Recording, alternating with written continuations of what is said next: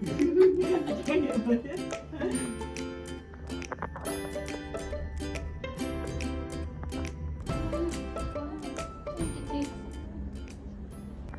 intro trong các YouTube.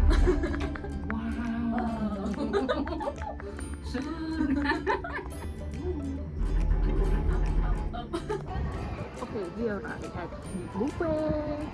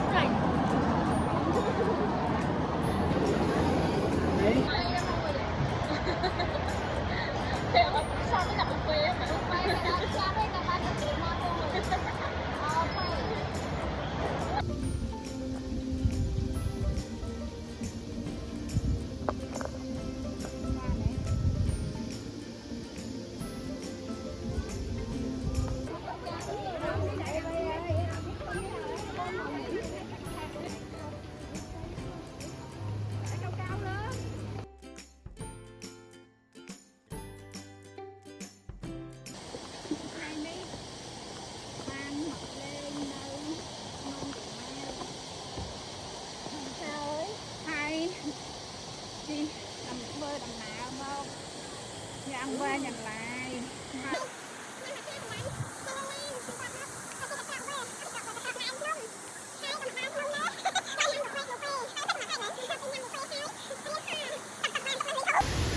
And we are going to the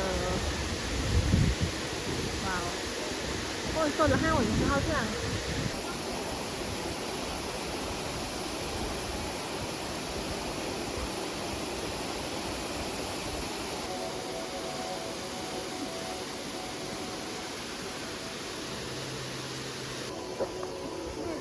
Wow.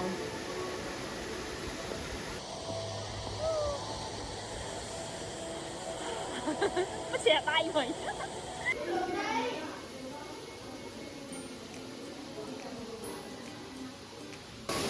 Ní bọc bọc bằng, thằng tụi con mới tới dương mơ khơi. Cái thiếp em đợi nó thằng nó còn như bọc bọc bằng này. Lối à. Có thời gian mơ tới thiếp. Mẹ mơ tới thiếp.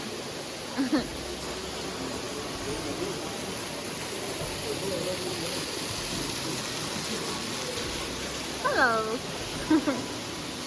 Bây giờ ô, nó mượn.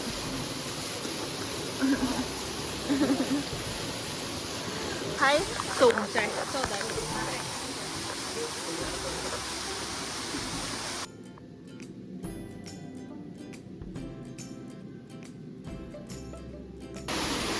Sao này thế? Hoa tây. Nhắm. Thơ bên này mình mang cái chuột. Đôi mấy. Mẹ Scotch một cả nó trẻ thô đứng.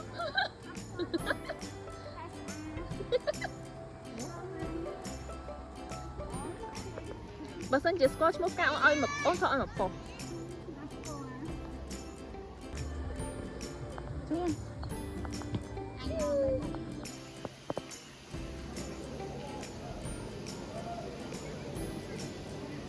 Yeah.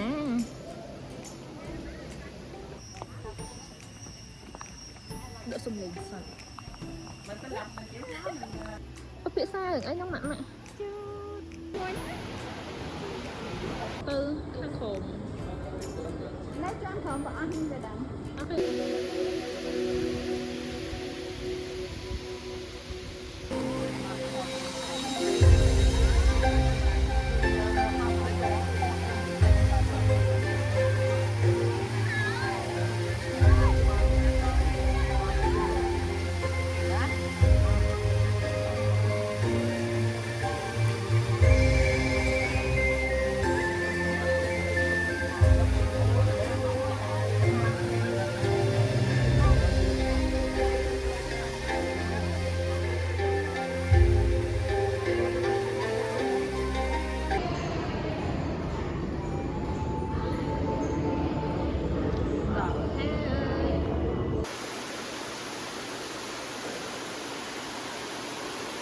để ăn Rồi muối bí phải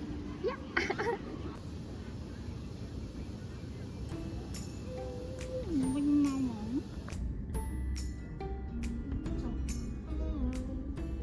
em mau nó khơi này là sao tại vì là nghĩ cho bạn nghe làm mail chai trên cái màu mình là được tiền nó nhảy là được mua được đẹp mà miên nè mấy anh ta anh lấy cái nữa tới không ngồi trong can đi á ok đi ông lòng tha lòng không lại tới chân này là sao cái sự khăn anh lúc anh bị hành oh my god một cái thổi lúc anh bị hành only is not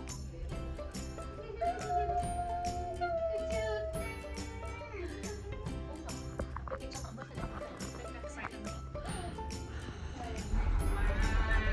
cái lòng thân cái hiện là heo hay cái hiện cho hai cái hiện là lẹ lẹ hai cái hiện thân cái chuyện đang là bị ống nó sao phải với cái thằng ai tập bấy nè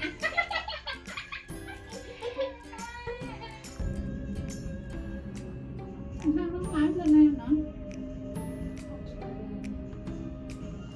ប្រហែលក្រុមហ៊ុនជាមួយគ្នាច្រឡំក្រុមហ៊ុនផ្សេងគ្នា đang ngày tầm ai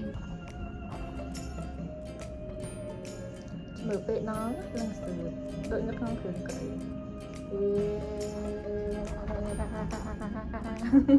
វាលែង